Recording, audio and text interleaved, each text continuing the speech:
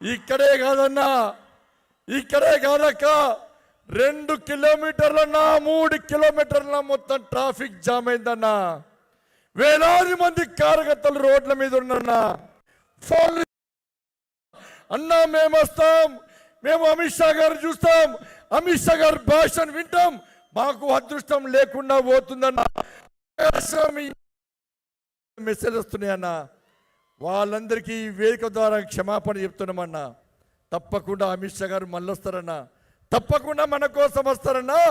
ఈరోజు అవకాశం లేకుంటే మళ్ళీ అవకాశం వస్తుందన్నా. ముఖ్యంగా ఇక్కడికి వచ్చిన నా సంగ్రామ సేన కార్యకర్తలకు ఒక్కసారి చప్పట్లు కొట్టురన్నా. 31 రోజుల పాటు వాళ్ళ కుటుంబానికి దూరమేనన్నా, వాళ్ళ కుటుంబానికి దూరమేనన్నా. ఒక అన్న కాళ్ళకు చెప్పులు లే, ఒక అమ్మ వాళ్ళ, ఒక తల్లి, ఒక అక్క వాళ్ళ అమ్మకు కాలు సర్జరీ అయితే పోలే అన్న. మా సంగ్రామ యాత్ర ఇన్ఛార్జ్ మనోహర్ రెడ్డి వాళ్ళ అమ్మకు సర్జరీ అయినా పోలేదన్నా. ఉపవాస దీక్షలన్నా, నిమ్మరసంతో పాల్గొన్నారన్నా. ఎన్ని కష్టాలు వచ్చినా దీక్ష తీసుకున్నాం. నరేంద్ర మోడీ గారి సూచన మేరకు ఈ ప్రజా సంగ్రామ యాత్రను విజయవంతం చేయాలి. పేదల కష్టాలు తెలుసుకోవాలి, పేదల బాధలు తెలుసుకోవాలి. నరేంద్ర మోడీ గారి నేతృత్వంలోని భారతీయ జనతా పార్టీ ప్రభుత్వం ఈ తెలంగాణ రాష్ట్రంలో పేదలకు ఏ సంక్షేమ పథకాలు ఇస్తున్నదో, మూర్ఖత్వపు ఈ కేసీఆర్ కుటుంబ పాలనను అంతముంచడానికి కేసీఆర్ ఇచ్చిన హామీలు ఏది నెరవేర్చకుండా ఏ విధంగా మోసం చేస్తున్న సందర్భంలో ప్రజల్లో ఒక భరోసా నింపాలి, ఒక ఆత్మవిశ్వాసం కలిగించాలి. తెలంగాణ రాష్ట్రంలో భారతీయ జనతా పార్టీ ప్రభుత్వాన్ని ఏర్పాటు చేయడానికి సహకరించమని విజ్ఞప్తి చేయడానికే ఈ ప్రజా సంగ్రామ యాత్ర నిర్వహించడం. నా మొదటి ప్రజా సంగ్రామ యాత్ర మా అమిత్ షా గారి ఆశీర్వాదంతో ఏ బండి సంజయ్ భాగ్యలక్ష్మి దేవాలయ దగ్గరకు ఎవడాపినకు ఏ గడ్డ వాంది అనుకుంటుండో ఆ గడ్డ మీద కాషాయపు జెండా ఎగరించు. అదే గడ్డ మీదకి జై గాండ్రించాలని చెప్పి నా అమిత్ షా గారు పిలుపునిస్తే ఆ రోజు ఎగిరేస్తామన్న కాషాయపు జెండా ఎవడు ఊహించలేనా పరిస్థితికి పోతామని చెప్పి అక్కడ కాదు, ఇక్కడ కాదు, ఎక్కడైనా అడ్డా భారతీయ జనతా పార్టీ నిరూపించిన కార్యకర్తలన్నా మీరందరూ. అటువంటి పౌరుషమున్న కార్యకర్తలన్నా. 2వ ప్రజా సంగ్రామ యాత్ర జోగులాంబ అమ్మవారి ఆశీర్వాదంతో ప్రారంభించడం. ఎక్కడ వేనా సమస్యలన్నా, ఎక్కడ వేనా సమస్యలే, అనేక సమస్యలు మన దృష్టికి వస్తున్నాయి. ఈ పాదయాత్ర నడిచింది నేనన్నా, నడిపించింది మీరన్నా, నడిపించింది మీరన్నా. మా జాతీయ నాయకత్వం, రాష్ట్ర నాయకత్వం నాకన్నా ఉందన్నా. ఏ ఇబ్బంది రాకుండా ఎప్పుడైనా భరోసా ఇస్తూ తప్పకుండా తిరగాలి. ఈ తెలంగాణ రాష్ట్రాన్ని కేసీఆర్ కుటుంబం లూటీ చేస్తుంది. కేసీఆర్ కుటుంబం పేదల బతుకులను బర్బాద్ చేస్తుంది. తప్పకుండా తెలంగాణ రాష్ట్ర ప్రజలను కాపాడుకోవాలని చెప్పి తప్పకుండా తిరగాల్సిందని చెప్పి తిరుగుతున్న సందర్భంలో అనేక విజ్ఞప్తులు వచ్చిన. ఎక్కడ పోయినా కేసీఆర్ కుటుంబం యొక్క అవినీతి గురించి ప్రజలు స్పందిస్తున్నారన్న. తెలంగాణ రాష్ట్రంలో మార్పు జరగాల్సిందే, భారతీయ జనతా పార్టీకి అవకాశం ఇవ్వాల్సిందే. ఎక్కడ పోయినా బీజేపీ పువ్వు మోడీ మోడీ మోడీ మోడీ అని చెప్పి ఎక్కడ పోయినా వస్తుందన్న. తెలుసా మనకు తెలంగాణ రాష్ట్రంలో ఏ విధంగా కుటుంబ పాలన, ఏ విధంగా అవినీతి పాలన కొనసాగుతుందో. పంచభూతాలను సైతం మింగే మూర్ఖత్వ ప్రభుత్వం అన్న టీఆర్ఎస్ పార్టీ ప్రభుత్వం. భూమి కబ్జా చేసిర్రు, భూములను కబ్జా చేసి లూటి చేస్తూ పేదల భూములను లాక్కుంటూ 3 ఎకరాలు ఇస్తాను ముఖ్యమంత్రి. ఇలా పేదోళ్ళ దగ్గర ఉన్న స్థలాలను లాక్కుంటూ వాళ్ళ ధరణి అనే ఒక ముదనష్ట వ్యవస్థ పేరుతో పేదలను హరిగోస పెడుతున్నటువంటి ప్రభుత్వం టీఆర్ఎస్ పార్టీ ప్రభుత్వం. భూమి మాఫియా, ఇసుక mafia, granite mafia, drugs mafia, mines mafia మాఫియాలకు అడ్డగా మార్చి తెలంగాణ రాష్ట్ర ప్రభుత్వం టీఆర్ఎస్ పార్టీ ప్రభుత్వం ఇలా కేంద్ర ప్రభుత్వం నిధులు ఇస్తే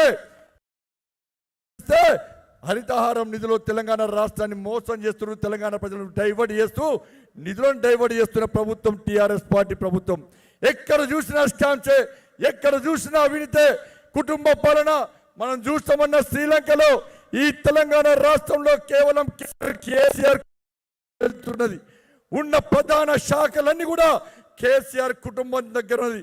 ఆర్థిక శాఖ కేసీఆర్ కుటుంబమే, వైద్య శాఖ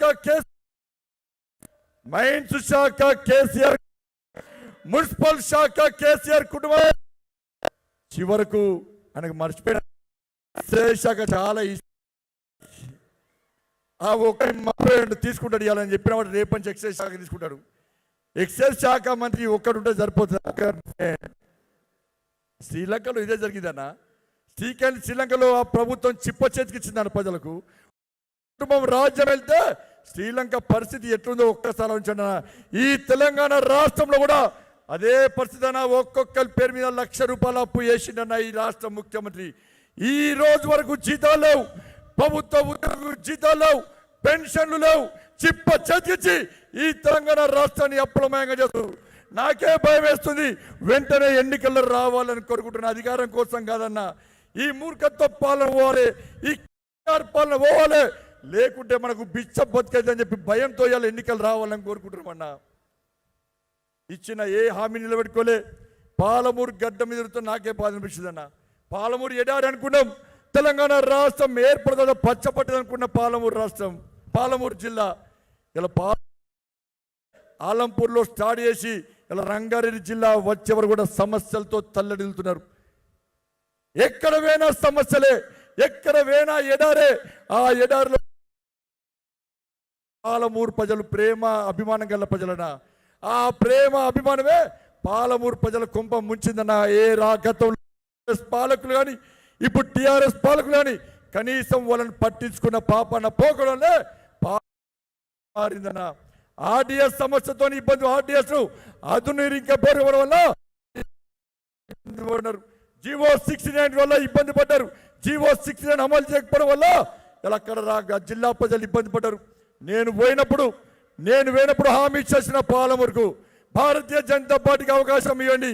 ఈ పాలమూరు గడ్డ ప్రజలు మమ్మల్ని ఆశీర్వదించండి. ఆర్డిఎస్ ను ఆధునీకరించి ఈ అలంపూర్ నియోజకవర్గాన్ని సస్యశ్యామలం చేసే బాధ్యతను భారతీయ జనతా పార్టీ తీసుకుంటని చెప్పి పాలమూరు గడ్డ మీద హామీ ఇస్తే అలంపూర్ ప్రజలందరూ కూడా సంతోషపడ్డారన్న. ఇప్పటికైనా విజ్ఞప్తి చేస్తున్న రాష్ట్ర ముఖ్యమంత్రిని, సహకరించు. పాలమూరు ప్రజల పాపం వట్టి అనవద్దు. రాష్ట్ర ముఖ్యమంత్రి ఎన్నికల్లో హామీలు కూర్చేసుకొని కూర్చుంటాను, ఆర్డిఎస్ ను అధికరిస్తాను, ఆర్డిఎస్ ద్వారా నీళ్ళు ఇస్తాను. నువ్వు ఇయ్యలే, నీ చాతగాని దద్దమవును. మేం చేస్తాం. మా నరేంద్ర మోడీ ప్రభుత్వం చేసిందన్నా. మోడీ గారు హామీ ఇచ్చిరన్నా. ఏ బండి సంజయ్, నువ్వు హెచ్చరించు రాష్ట్ర ముఖ్యమంత్రికి చాత కాకుంటే ఆర్డిఎస్ ను వదిలీకరించి ఆర్డిఎస్ నియోజకవర్గానికి గద్వాల్లో కొంత ప్రాంతానికి నీళ్ళనిచ్చే బాధ్యతని భారతీయ జనతా పార్టీ తీసుకుంటుంది. 16 అప్పటి ప్రభుత్వం అమలు చేస్తే 400 కోట్ల రూపాయలను ఇలా అప్పటి ప్రభుత్వం కేటాయిస్తే కొడంగల్, నారాయణపేట్, మక్తల్లోని ఎత్తిపోతల పథకానికి 1400 కోట్ల రూపాయలు కేటాయిస్తే రాష్ట్ర ముఖ్యమంత్రికి మనసులో పట్లే 1400 కోట్లలో కమిషన్ రాజుకు. ముఖ్యమంత్రికి ఎత్తిపోచుడే ముఖ్యం, ముఖ్యమంత్రి ఎత్తిపోచుడే. అందుకే ముఖ్యమంత్రికి ఎత్తిపోతల పథకం చాలా ఇష్టం అన్న. ముఖ్యమంత్రికి ఏదో అన్నారు అప్పట్లో, పేరుకు పెత్తనం ఇస్తే నెత్తంత కొరికిందట. రాష్ట్ర ముఖ్యమంత్రి కుటుంబానికి పెత్తనం ఇస్తే ఇలా 70,000 కోట్ల ప్రాజెక్ట్ అని చెప్పి పాలమూరు రంగారెడ్డిని ప్రారంభిస్తామని చెప్పి 10% కూడా ఇలా పనులు ప్రారంభించడం కూడా లూటీ చేస్తున్న ముఖ్యమంత్రి ఈ రాష్ట్ర ముఖ్యమంత్రి అన్న. హాయ్ ఫ్రెండ్స్, మా టుడే టుమారో యూట్యూబ్ ఛానల్ చూస్తున్నందుకు చాలా థ్యాంక్స్. మరిన్ని లేటెస్ట్ వీడియోస్ కోసం వెంటనే సబ్స్క్రైబ్ చేయండి. అలాగే ఈ బెల్ ని కూడా రింగ్ చేసేయండి. మా నోటిఫికేషన్స్ అన్ని మీ మొబైల్లో వస్తాయి. అలాగే మా వీడియోస్ మీకు నచ్చితే లైక్ చేయండి, షేర్ చేయండి, నచ్చకపోతే కామెంట్ చేయండి.